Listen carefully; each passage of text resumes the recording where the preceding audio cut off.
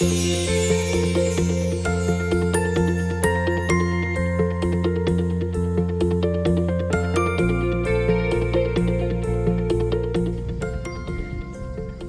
hvad siger du så til overraskelsen? Ja, den er helt fin. Casela Nature Parks, det er en mellemting mellem Zoologisk Have og en safari-park. Og de har alle mulige vilde dyr derinde, blandt andet nogle rovdyr. Og hvis vi er heldige, så kan vi komme til at klø en gepard bag øget i dag. Jeg tror ikke, du kommer til at favne stranden i dag, hva'? Det kommer vi nok ikke til. Lad os gå ind og se på det. Før vi kommer til de store katte, skal vi dog lige beundre køjekarperne. Vi skal klø en kæmpe skildpadde på skjoldet.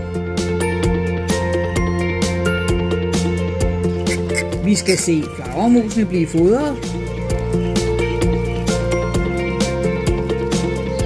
Og vi skal hilse på nogle meget selskabelige papegøjer. Nogle af dem med en meget skarp næb.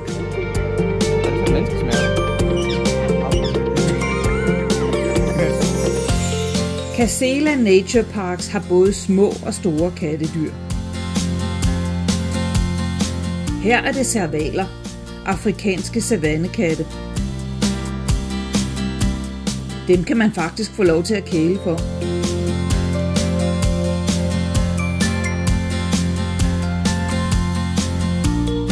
Når de altså lige gider.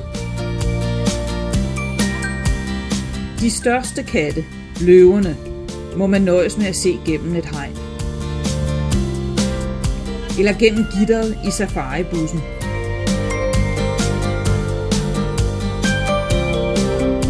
Men så kan man faktisk også komme imponerende tæt på dem.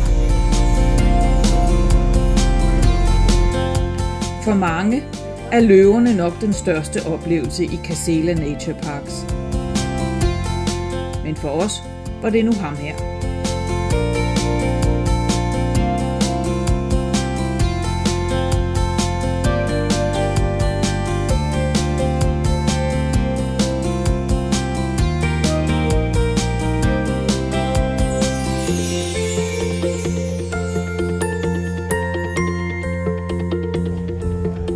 Nå, det var en fed dag. Det må jeg nok sige. Det må man nok sige. Der var masser af store katte. Det var der. Og du fik faktisk lov til at klappe en gepard bag øret. Virkelig fedt. Nå. Så du er også helt ked af, at vi ikke kom til stranden i dag? Nej. Men der er lige en ekstra ting, jeg gerne vil, før vi tager på stranden. Er der noget, du kan hellere ville tage på stranden? Ja, der er et bestemt bjerg, sådan meget sydpå, der hedder Le Morne. Det vil jeg gerne prøve at bestige. Du vil simpelthen gerne bestige et bjerg i stedet for at tage på stranden? Ja. Nå, jamen okay, men det prøver vi. Det må vi tage og se på. Okay. Ja.